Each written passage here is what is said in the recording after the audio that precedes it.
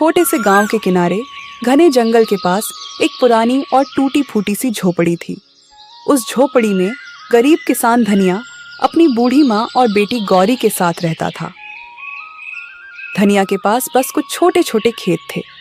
उन्हीं खेतों में मेहनत करके वह अपने परिवार का पेट पालता था। हर दिन सुबह सूरज निकलने से पहले ही धनिया उठ जाता। ठंडी हवा चल रही होती, आसमान में हल्की लालिमा होती और गांव के ज्यादातर लोग अभी गहरी नींद में होते। लेकिन धनिया अपने पुराने हल और बैलों को लेकर खेत की तरफ निकल पड़ता। दरवाजे पर खड़ी उसकी माँ प्यार से कहती, बेटा धनिया, थोड़ा आराम भी कर लिया कर। दिन रात इतनी मेहनत करते करते तू बहुत थक जाता होगा। सुबह से शाम तक खेत में काम करता है, फिर भी चेहरे पर शिकन नहीं लाता। मुझे तेरी चिंता होते है बेटा। शरीर को भी थोड़ा आराम देना जरूरी होता है। माँ, अगर मैं मेहनत नहीं करूँगा तो हमारे घर का चूल्हा कैसे चलेगा? हमारी ज़रूरतें कैसे पूरी होंगी?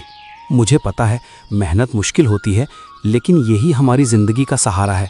जब तक मेरे हाथ पैर चल रहे हैं मैं मेहनत करता रहूँगा, ताकि आपको कभी किसी चीज़ की कमी महसूस ना हो। तभी उसकी बेटी गौरी दौड़ते हुए आती और कहती, बाबा जल्दी वापस आना, मैं आपका इंतजार करूंगी।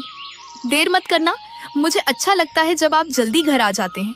धनिया अपनी बेटी के सिर पर प्यार से हाथ फेरता और खेत की ओर चल पड़ता। दिन भर वह खेत में पसीना बहाता रहता, कभी तेज धूप, कभी अचानक बारिश, लेकिन धनिया मेहनत करना कभी नहीं छोड़ता। धनिया ने कभी हार नहीं मानी। वह हमेशा अपनी माँ से कहता, ईश्वर ने हमें मेहनत करने के लिए हाथ दिए हैं। अगर हम सच्चे दिल से मेहनत करते रहेंगे तो एक ना एक दिन हमारी किस्मत जरूर बदलेगी। ईश्वर मेहनत करने वालों को कभी खाली हाथ नहीं लौटाते। माँ उसकी बात सुनकर चुपचाप भगवान से प्रार्थना करती।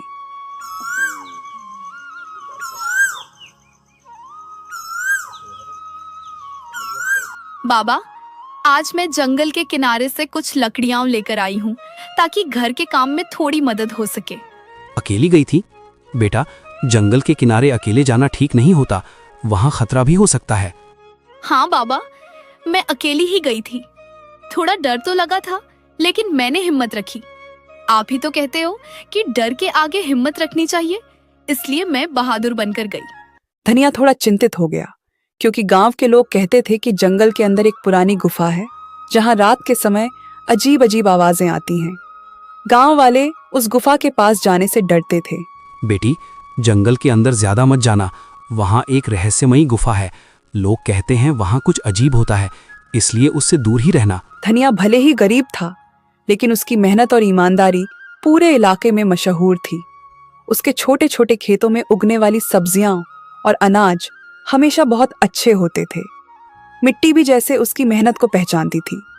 वह अपनी फसल में कभी कोई मिलावट नहीं करता था, ना कोई दवा जरूरत से ज्यादा डालता, ना ही लालच में आकर अनाज में कुछ मिलाता। यही कारण था कि जब भी धनिया अपनी फसल लेकर बाजार जाता तो उसकी सब्जियां और अनाज पलक झपकते ही बिक जाते।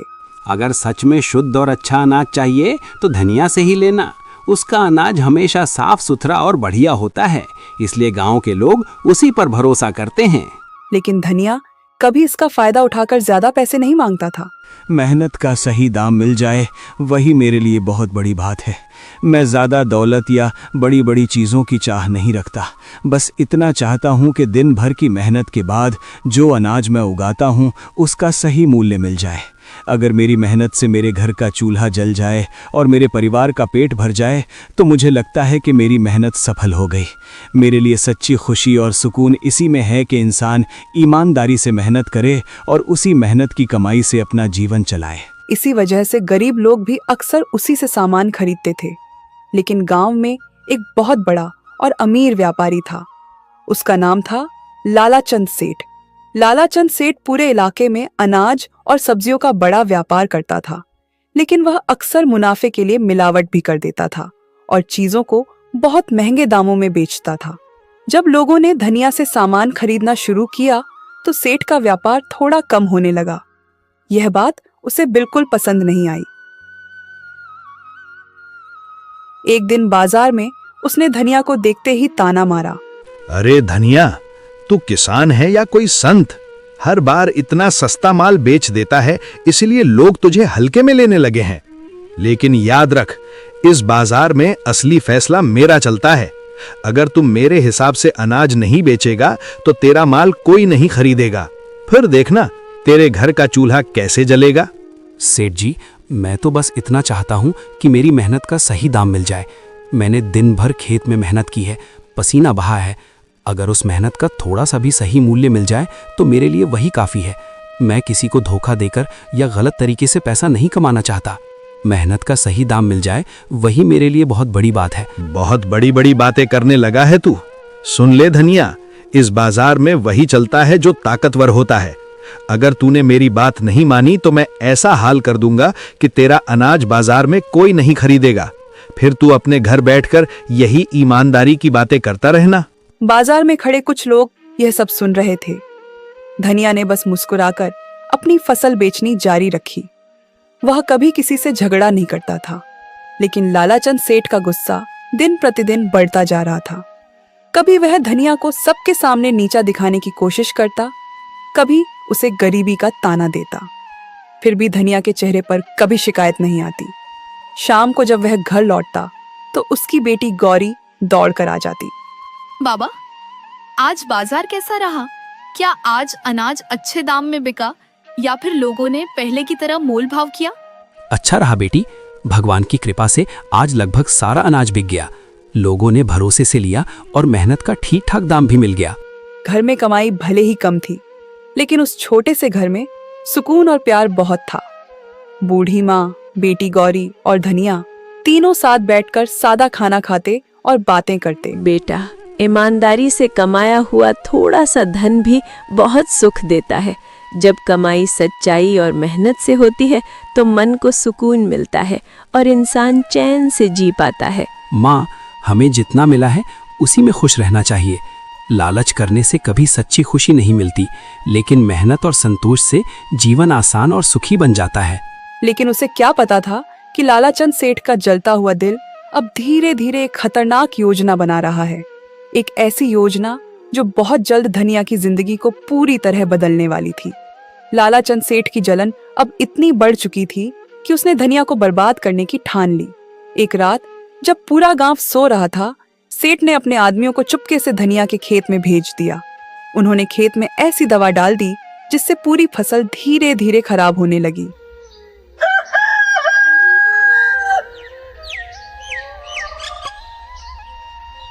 सुबह जब धनिया खेत पर पहुंचा तो उसकी आंखें फटी की फटी रह गईं।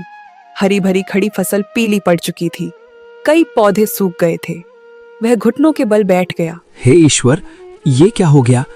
कल तक तो मेरी फसल बिल्कुल हरी भरी थी, हर पौधा लहलहा रहा था। मैंने कितनी मेहनत से इस खेत को सींचा था, दिन रात इसकी देखभाल की थी। फिर अचानक एक ही रात में सब कुछ कैसे बदल गया?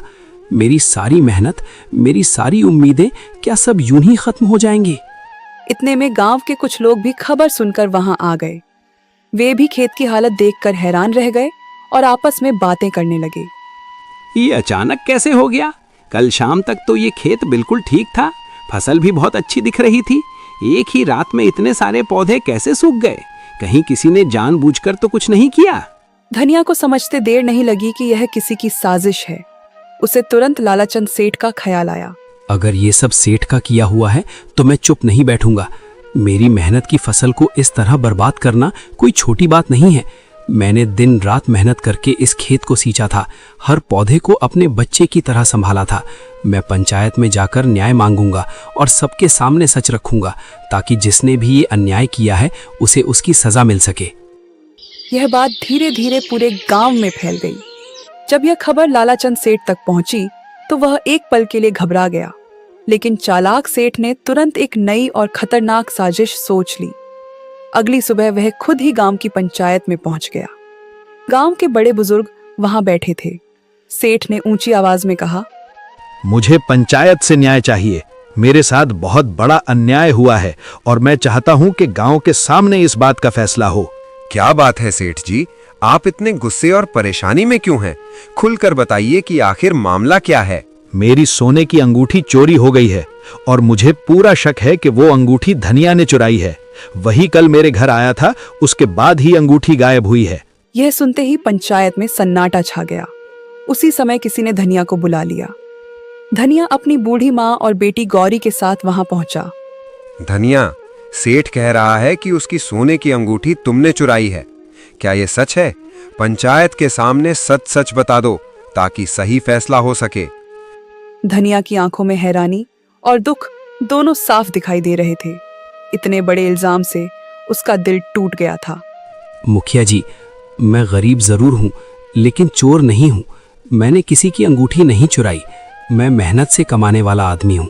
किसी की चीज पर बुरी नजर डालना तो दूर, ऐसा सोच भी नहीं सकता। मेरा बेटा ऐसा काम कभी नहीं कर सकता। मैंने इसे हमेशा ईमानदारी और मेहनत की सीख दी है। ये किसी की चीज चुराने वाला नहीं है। अगर धनिया सच बोल रहा है तो फिर उसके घर की तलाशी ले ली जाए। पंचायत के सामने उसके घर को अच्छे से देख लिया जाए। अगर वहां मेरी अंगूठी नहीं मिली तो मैं भी मान जाऊंगा कि धनिया बेगुनाह है। पंचायत के लोग एक दूसरे का चेहरा देखने लगे। कुछ देर सोचने के बाद मुखिया ने कहा, सच जानने का एक ही तरीका है। हम सब अभी धनिया के घर चलेंगे और वहां अच्छी तरह तलाशी ली जाएगी। पंचायत के सामने सब कुछ साफ हो जाएगा और फिर उसी के अनुसार फैसला किया जाएगा। पंचायत के कई लोग, लालाचंद सेठ और गांव के कुछ और लोग धनिया के साथ उसके छोटे से घर की तरफ चल पड़े। धनिया की बूढ़ी माँ और छोटी बेटी गौरी भी डरते डरते उनके पीछे चल रही थी। धनिया का दिल बहुत तेज धड़क रहा था। उसे अपने ऊपर पूरा भरोसा था कि उसने कोई चोरी नहीं की। कुछ ही देर में सब लोग धनिया की झोपड़ी के सामने पहुंच गए। वह छोटी सी झोपड़ी थी, मिट्टी की दीवारें, ऊपर से घास फूस की छत और अंदर बहुत कम सामान। धनिया, हमें तुम्हारे घर की तलाशी लेनी पड़ेगी। पंचायत के सामने सच जानना जरूरी है, तभी इस मामले का सही फैसला हो पाएगा। मुखिया जी, मुझे किसी तलाशी से कोई डर नहीं है। आप पूरे घर की तलाशी ले लीजिए, हर कोना देख लीजिए। मेरे पास छुपाने के लिए कुछ भी नहीं है। अगर आपको अंगूठी मिल जाए तो पंचायत जो भी सजा देगी मुझे मंजूर होगी। लेकिन मैं फिर भी यही कहूँगा कि मैंने कोई चोरी नहीं की है। मैंने किसी की चीज को हाथ तक नहीं लगाया। पंचायत के 2-3 लोग झोपड़ी के अंदर गए। उन्होंने धीरे धीरे हर जगह देखना शुरू किया। कभी पुराने बर्तन उठाकर देखते, कभी कोने में रखी टोकरी को उलटते, कभी खाट के नीचे झांकते। धनिया बाहर खड़ा सब देख रहा था। उसकी माँ ईश्वर का नाम जप रही थी। कुछ देर तक तो कुछ भी नहीं मिला। धनिया के दिल में थोड़ी उम्मीद जागने लगी। लेकिन तभी एक आदमी ने अचानक जोर से आवाज लगाई, रुको, यहाँ कुछ चमक रहा है, जरा देखो तो सही। अरे, ये तो सोने की अंगूठी है। एक पल के लिए पूरा माहौल सन्न रह गया। देखा, मैंने कहा था ना, यही चोर है। अब सबके सामने सच आ गया। अंगूठी इसके ही घर से मिली है। नहीं, ये अंगूठी मेरी नहीं है। मैंने इसे कभी नहीं देखा। मुझ पर झूठा इल्जाम लगाया जा रहा है। ये झूठ है। मेरा बेटा ऐसा नहीं कर सकता। किसी ने जानबूझकर हमारे घर में ये अंगूठी रखी है ताकि धनिया को बदनाम किया जा सके। लालाचंद सेठ के चेहरे पर तुरंत नकली हैरानी आ गई। लेकिन अब पंचायत के लोग एक दूसरे की तरफ देखने लगे, क्योंकि अंगूठी सच में धनिया के घर से मिली थी। अब तो सबूत भी मिल गया। ऐसे आदमी को हमारे गांव में रहने का कोई हक नहीं है। जो चोर है उसे सख्त सजा मिलनी चाहिए ताकि दूसरे भी डरे। मैंने चोरी नहीं की। मुझ पर भरोसा कीजिए, मैं कभी किसी की चीज नहीं चुराऊंगा। ये सब झूठा इल्जाम है। लेकिन उसकी बात सुनने वाला कोई नहीं था। गांव वाले लालाचंद की तरफ देखकर सिर हिला रहे थे और किसी ने धनिया की ओर ध्यान ही नहीं दिया। अगर आज ऐसे चोर को सजा नहीं मिली तो कल कोई भी आदमी चोरी करने लगेगा। गांव की शांति और नियमों की रक्षा के लिए मैं इसे बर्दाश्त नहीं कर सकता। कोई भी ऐसा काम करे तो उसका अंजाम यही होना चाहिए ताकि बाकी लोग सबक सीखें। ऐसे आदमी को गांव से निकाल देना चाहिए। इसे यहाँ रहने का कोई हक नहीं। धनिया, पंचायत के सामने ये मामला बहुत गंभीर है। तुम्हारे घर से अंगूठी मिली है और यही सबसे बड़ा सबूत माना जा रहा है। हमारे पास इसी आधार पर फैसला करना होगा। हमें सच जानना है और उसी अनुसार न्याय करना है। मैंने चोरी नहीं की। मुझ पर भरोसा कीजिए, मैं कभी किसी की चीज नहीं चुराऊंगा। ये सब झूठा इल्जाम है। मुखिया जी, मैं गरीब जरूर हूँ, लेकिन चोर नहीं हूँ। मैंने किसी की चीज हाथ नहीं लगाई। किसी ने जानबूझकर मुझे फंसाया है ताकि मुझे बदनाम किया जा सके। लेकिन पंचायत के कई लोग अब सेठ की बातों में आ चुके थे। ऐसे आदमी को गांव से निकाल देना चाहिए। इसे यहाँ रहने का कोई हक नहीं। मत करो ऐसा, हम कहाँ जाएंगे? हमारा तो यही एक घर है, यही हमारी जिंदगी है। पंचायत का निर्णय है कि धनिया को चोरी के अपराध में आज से इस गांव से निकाल दिया जाए। ये फैसला गांव की शांति और कानून के लिए लिया गया है। यह सुनते ही धनिया जैसे पत्थर का बन गया। उसकी माँ की आंखों से आंसू बहने लगे। गौरी रोने लगी। धनिया, तुम्हें आज ही इस गांव को छोड़ना होगा। अब से इस गांव में तुम्हारा कोई हक या अधिकार नहीं रहेगा, ना खेतों पर, ना पानी के स्रोतों पर, ना किसी भी गांव की किसी सुविधा पर। यह कठिन निर्णय है, लेकिन पंचायत के आदेश के मुताबिक इसे मानना ही पड़ेगा।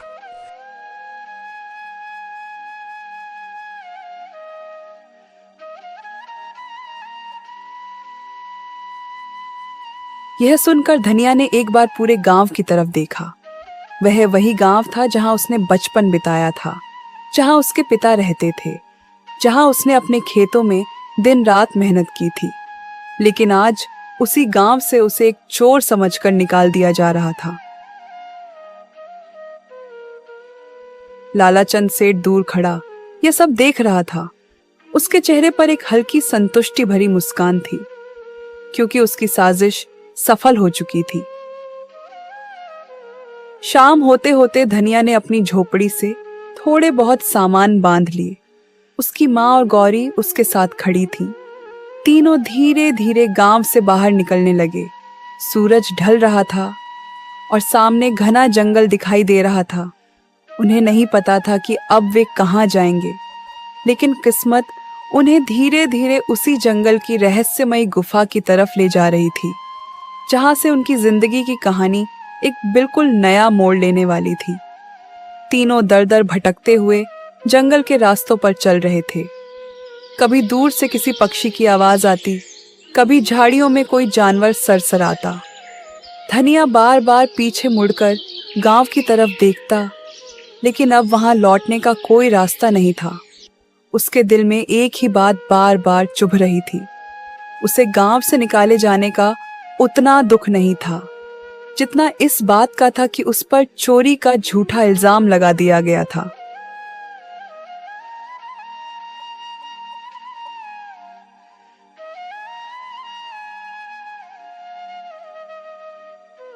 माँ, गौरी, हम कहाँ जाएंगे?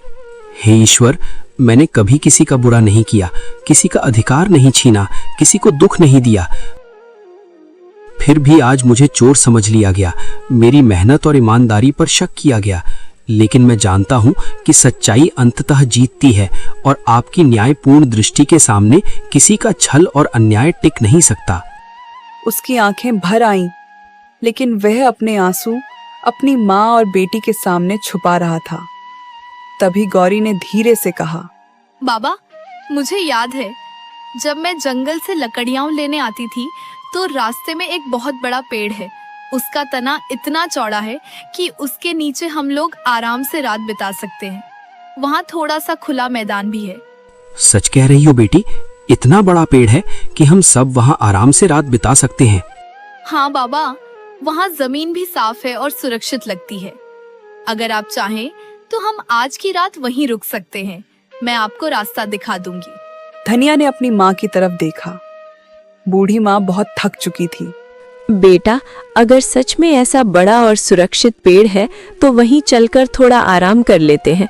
रास्ते में थकान भी कम होगी और हम सब एक साथ ठहरकर रात गुजार सकते हैं। तीनों उसी दिशा में चल पड़े। कुछ देर बाद सच में उन्हें एक बहुत बड़ा और पुराना पेड़ दिखाई दिया। उसकी मोटी जड़ें जमीन से बाहर निकली हुई थीं और उसकी शाखाएं चारों तरफ फैली हुई थीं। पेड़ इतना बड़ा था कि उसके नीचे काफी जगह खाली थी। धनिया ने चारों तरफ देखा। जंगल धीरे धीरे अंधेरे में डूब रहा था। आज की रात हम यहीं रुकेंगे। यहाँ ठहरना सुरक्षित रहेगा और थोड़ी देर आराम भी हो जाएगा। बाबा, आप और दादी यहीं आराम से बैठिए, मैं थोड़ी देर में वापस आती हूँ। कहाँ जा रही हो बेटी इतनी रात में? पास में कुछ फल वाले पेड़ हैं, मैं दादी के लिए ताजा और मीठे फल लेकर आती हूँ। जल्दी आ जाऊंगी बाबा। धनिया कुछ कह पाता उससे पहले ही गौरी पास की झाड़ियों की तरफ चली गई। थोड़ी देर बाद वह वापस लौटी। उसके हाथों में कुछ जंगली फल थे। उसने वे फल अपनी दादी के हाथ में रख दी। बेटी, तू खुद खा ले, मुझे कोई फर्क नहीं पड़ेगा। पहले आप खाइए दादी, आप सबसे ज्यादा थकी हुई हैं। मैं तब तक इंतजार कर लूंगी, आपका पेट भरा होना जरूरी है। बाबा, आप दुखी मत होइए, आपने कभी कुछ गलत नहीं किया।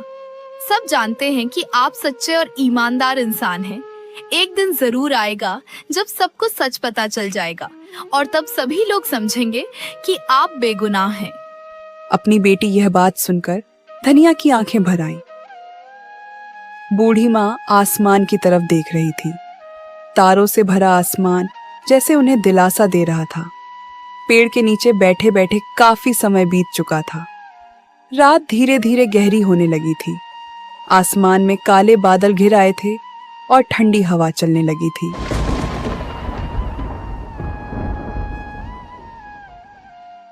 अचानक बिजली चमकी और कुछ ही पलों बाद तेज बारिश शुरू हो गई। पहले तो हल्की हल्की बूंदें गिरने लगीं, लेकिन देखते ही देखते बारिश बहुत तेज हो गई।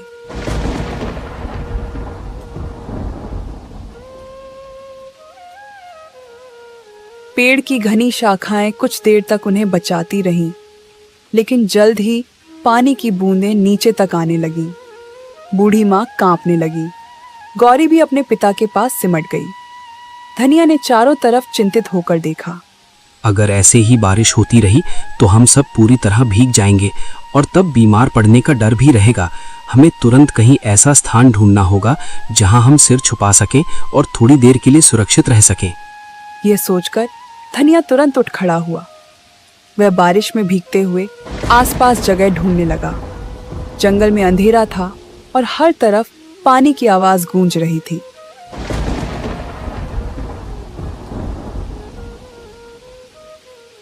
कुछ देर तक इधर उधर देखने के बाद अचानक उसकी नजर थोड़ी दूर पहाड़ी के पास बने एक अंधेरे से मुंह पर पड़ी। वह ध्यान से देखने लगा। बारिश की चमकती बिजली में उसे साफ दिखाई दिया। वह एक गुफा थी। धनिया जल्दी से अपनी माँ और गौरी के पास आया और बोला, चलो, मुझे सामने एक गुफा दिखाई दे रही है। वहां जाकर हम बारिश से बच सकते हैं और थोड़ा आराम कर सकते हैं। जल्दी चलते हैं, बारिश तेज हो रही है। तीनों जल्दी जल्दी उस तरफ चल पड़े। कुछ ही देर में वे उस गुफा के अंदर पहुंच गए। गुफा अंदर से काफी बड़ी थी। सबसे अच्छी बात यह थी कि गुफा के अंदर न तो पानी टपक रहा था और न ही तेज हवा आ रही थी। बाहर जोरदार बारिश हो रही थी, लेकिन गुफा के अंदर एक अजीब सी शांति थी, जैसे यह जगह उन्हें सुरक्षित रखने के लिए ही बनी हो। धनिया ने राहत की सांस ली। कम से कम आज की रात हम यहाँ आराम से गुजार सकते हैं। धीरे धीरे थकान के कारण तीनों वहीं बैठते बैठते सो गए।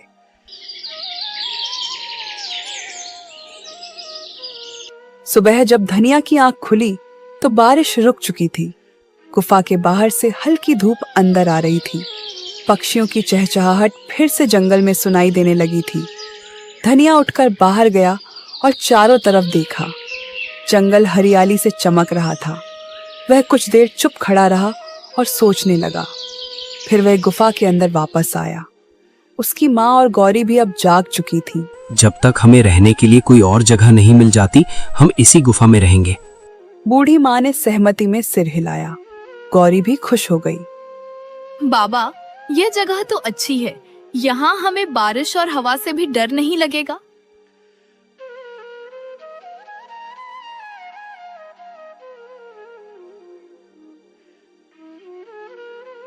दिन बीतने लगे। धीरे धीरे गुफा ही धनिया, उसकी माँ और गौरी का नया घर बन गई। सुबह धनिया जंगल से लकड़ियां और फल लाता, गौरी गुफा के अंदर साफ सफाई करती और बूढ़ी माँ पास बैठकर ईश्वर का नाम जपती रहती। गरीबी अभी भी थी, लेकिन तीनों एक दूसरे के साथ होने से संतुष्ट थे।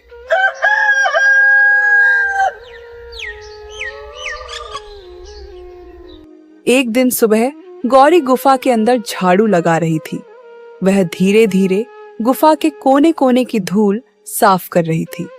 झाड़ू लगाते लगाते वह गुफा के पीछे वाले हिस्से तक पहुंच गई। वहां पत्थरों के बीच कुछ अजीब सा दिखाई दिया। गौरी रुक गई। उसे लगा जैसे वहां कोई पुरानी थैली पड़ी हो। उसने झुककर उसे उठाया। उस थैली के अंदर चमकते हुए सोने के सिक्के भरे हुए थे। गौरी घबराकर जोर से चिल्लाई, बाबा, बाबा जल्दी आइए।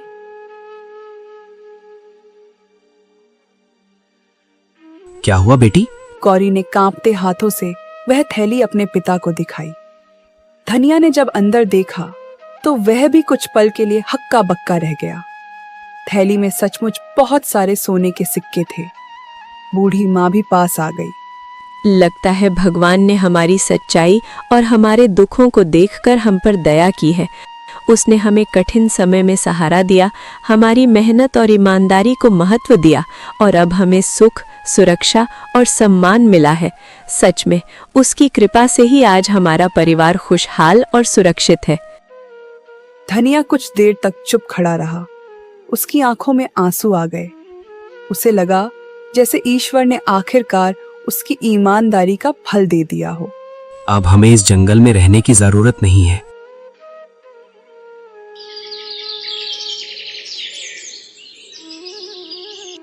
कुछ ही दिनों में धनिया ने उन सिक्कों में से थोड़ा सा इस्तेमाल करके पास के एक दूसरे गांव में छोटा सा घर खरीद लिया। वह अपनी माँ और गौरी के साथ वहां रहने लगा। धीरे धीरे उसने फिर से छोटा सा खेत भी ले लिया और मेहनत करने लगा। अब उनकी जिंदगी पहले से कहीं बेहतर हो गई थी। घर में खुशहाली लौट आई थी। बूढ़ी माँ अक्सर ईश्वर को धन्यवाद देती, लेकिन कुछ ही समय में धनिया के अमीर बनने की खबर दूर दूर तक फैल गई। यह बात आखिरकार लालाचंद सेठ के कानों तक भी पहुंच गई। जब उसने सुना कि जिसे उसने गांव से निकलवा दिया था वही धनिया अब अमीर हो गया है, तो वह एकदम हक्का बक्का रह गया। वह गुस्से और हैरानी से बोला, ये कैसे हो सकता है? वो गरीब किसान जिसने कभी किसी से कुछ नहीं लिया, इतना मेहनती और ईमानदार रहा, अब इतना अमीर कैसे बन गया? ये तो किसी ने सोचा भी नहीं होगा। सेठ को जल्द ही पता चल गया कि धनिया को जंगल की गुफा में सोने के सिक्के मिले थे। यह सुनते ही लालाचंद सेठ की आंखों में लालच चमकने लगा। अगर सच में उस गुफा में सोने की सिक्कों की थैली मिली थी, तो इसका मतलब यह है कि वहां और भी खजाने छुपे हुए हो सकते हैं।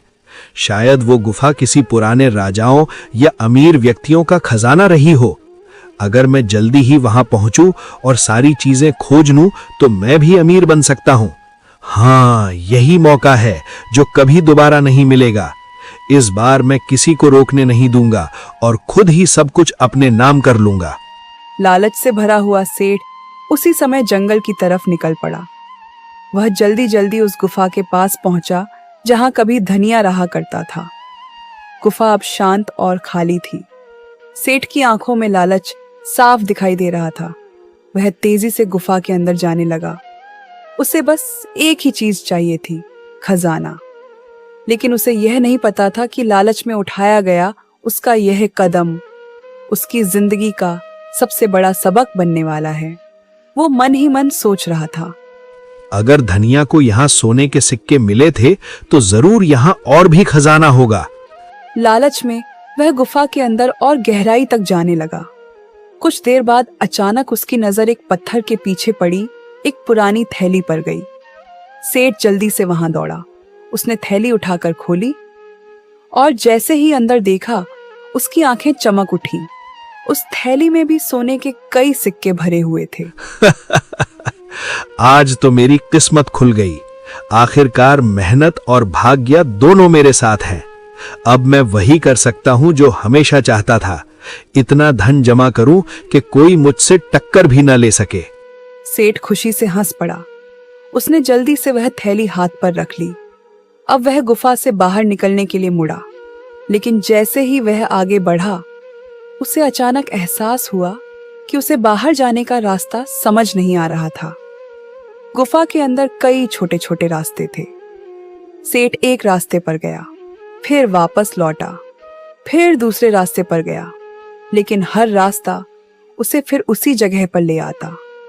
धीरे धीरे शाम होने लगी। सेठ घबराने लगा। वह तेजी से इधर उधर भागने लगा, लेकिन उसे गुफा से बाहर निकलने का रास्ता नहीं मिल रहा था। पहला दिन बीत गया। दूसरे दिन भी सेठ उसी गुफा में भटकता रहा। उसके पास खाने को कुछ नहीं था। प्यास और डर से उसकी हालत खराब होने लगी।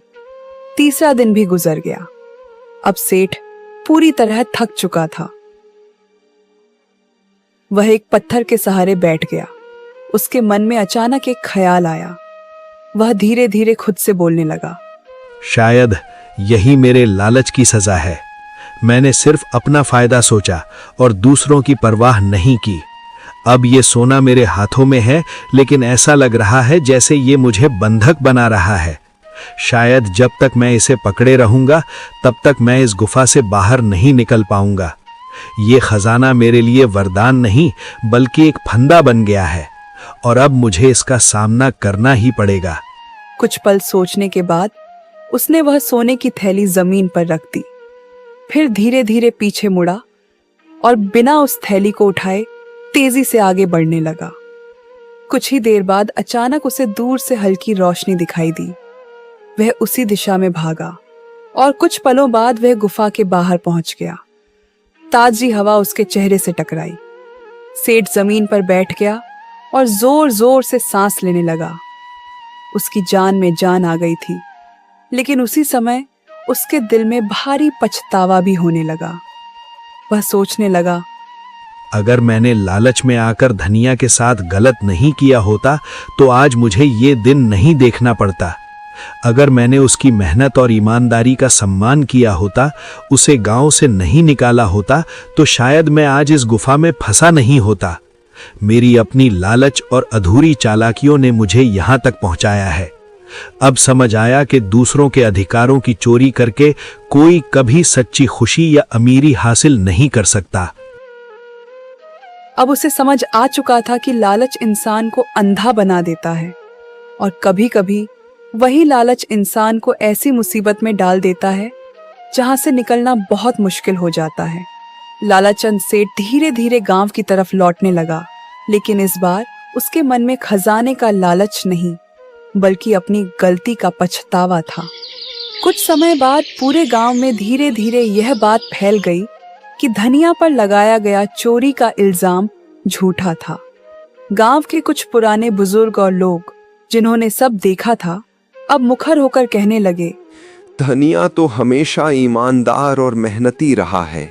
उसने कभी किसी का फायदा नहीं लिया, हमेशा अपने पसीने की कमाई से घर चलाया। हमें ये नहीं भूलना चाहिए कि सच्चाई और ईमानदारी ही असली ताकत है। अब समय है कि हम उसका सम्मान वापस दें, उसे सही जगह और उसका हक लौटाएं। जिसने भी उसके साथ अन्याय किया, उसे समझना चाहिए कि सच का सामना करना ही पड़ता है। इस बात का पता पंचायत तक पहुंच गया। सभी सरपंच और पंचायत के लोग, जिन्होंने पहले फैसला सुनाया था, अब खुद जाकर हालात की जांच करना चाहते थे। एक दिन गांव के मुख्य सरपंच अपने कुछ भरोसेमंद आदमियों के साथ पास के गांव में जाकर धनिया के नए घर पहुंचे। वे चाहते थे कि धनिया को वापस गांव बुलाया जाए और उसे उसका सही सम्मान लौटाया जाए। धनिया, हम जानते हैं कि तुम्हारे साथ बहुत बड़ा अन्याय हुआ है। हमने अब सब कुछ देखा और समझा है। कृपया गांव लौट आओ। हम तुम्हें सम्मान देंगे, तुम्हारा हक वापस करेंगे और सभी अपनी गलतियां मानेंगे। तुम्हारे बिना ये गांव अधूरा है। लेकिन धनिया ने शांत और दृढ़ स्वर में जवाब दिया, मुखिया जी, मैं आभारी हूँ कि आप सच को जानने और मेरे पक्ष में खड़े होने आए। लेकिन मैं अभी इस गांव को नहीं छोड़ सकता। ये गांव ही वो जगह है जिसने मुझे मदद दी, मुझे यहाँ सम्मान दिया और मेरी माँ और बेटी के लिए एक सुरक्षित ठिकाना बनाया। यहाँ की मिट्टी, यहाँ के लोग और यहाँ की मेहनत मुझे जोड़ती है। जब तक मैं यहाँ हूँ, मैं इस गांव को नहीं छोड़ूंगा और अपनी मेहनत और ईमानदारी से इसे और भी बेहतर बनाने की कोशिश करूंगा। धनिया की यह बात सुनकर सरपंच कुछ पल के लिए चुप रह गए। फिर उन्होंने धीरे धीरे सिर झुकाया और स्वीकार किया। धनिया, हम तुम्हारे फैसले का पूरी तरह सम्मान करते हैं।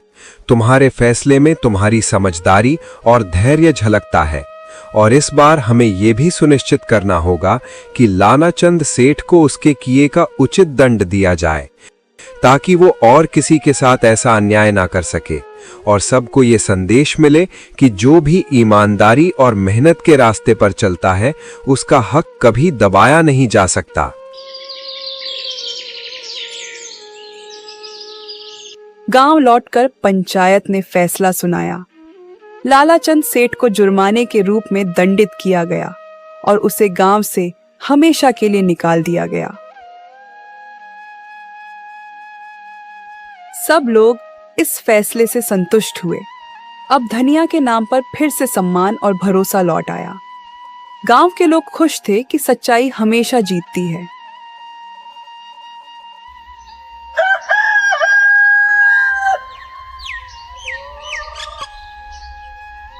धनिया की माँ और गौरी भी अपने बेटे और पिता के गौरव से खुश थीं।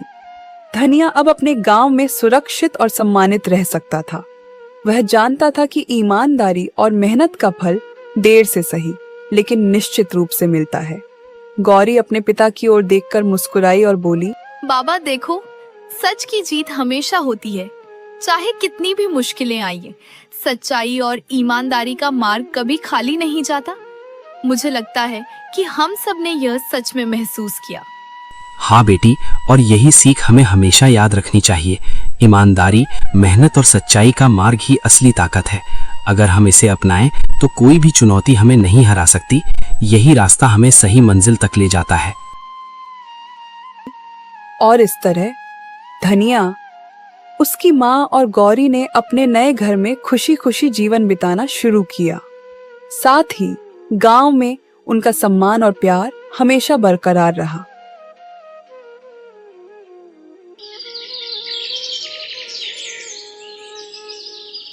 धनिया, उसकी माँ और गौरी अब अपने छोटे से घर में सुरक्षित और खुशहाल जीवन बिता रहे थे। घर में चारों तरफ हल्की धूप और हरियाली की खुशबू थी। बाबा देखो, अब हमारे पास अपना घर है और हम पूरी तरह सुरक्षित हैं। मैं बहुत खुश हूँ कि हम सब साथ हैं और अब डर नहीं लगता। हाँ बेटी, ये सब तुम्हारी हिम्मत, समझदारी और सच्चाई की वजह से संभव हुआ। हमारा घर अब सिर्फ ईंट पत्थर का नहीं रह गया है। ये प्यार, विश्वास और ईमानदारी का घर बन गया है। यहाँ हर कोना हमारी मेहनत और अच्छाई की गवाही देता है। बेटा, तुमने हमेशा मेहनत और ईमानदारी को चुना। आज यही हमें सबसे बड़ी खुशियां दे रही हैं। तुम्हारे कारण हमारा परिवार सुरक्षित और खुशहाल है। गौरी, याद रखना, किसी भी मुश्किल में डरना नहीं, हमेशा सच का साथ देना और नेक दिल रहना, यही हमें सही रास्ता दिखाता है और हर संकट में हमारी मदद करता है। हाँ बाबा, मैं हमेशा सच और ईमानदारी का मार्ग चुनूंगी। हम सब मिलकर इस घर को खुशियों, प्यार और सुरक्षा का घर बनाए रखेंगे। आज हमारे घर में सिर्फ सुख और प्यार है। अब हम कभी किसी झूठ, लालच या डर से परेशान नहीं होंगे। हमारी मेहनत, सच्चाई और हिम्मत हमें हमेशा मजबूत बनाए रखेगी। घर के चारों कोनों में खुशियों की गूंज थी। खिड़कियों से हल्की हवा आती और पक्षियों की चहचहाहट घर में संगीत की तरह गूंजती। गौरी अपने पिता के पास बैठकर मुस्कुरा रही थी। धनिया अपने खेत और घर की ओर देखकर संतोष महसूस कर रहा था और उसकी माँ दोनों के बीच बैठकर शांत और गर्वित थी। अब उनके जीवन में सच्चाई, मेहनत और ईमानदारी का फल हर रोज दिखाई देता था और यह घर हमेशा खुशियों और प्यार से भरा रहता। धनिया ने साबित कर दिया कि सच्चाई और ईमानदारी कभी हारती नहीं। समय चाहे जितना कठिन क्यों ना हो, अंत में जीत हमेशा सच की ही होती है। आपको ये कहानी कैसी लगी कमेंट करके बताइए। धनिया के नाम 2 प्यारी से लाइंस जरूर लिखें।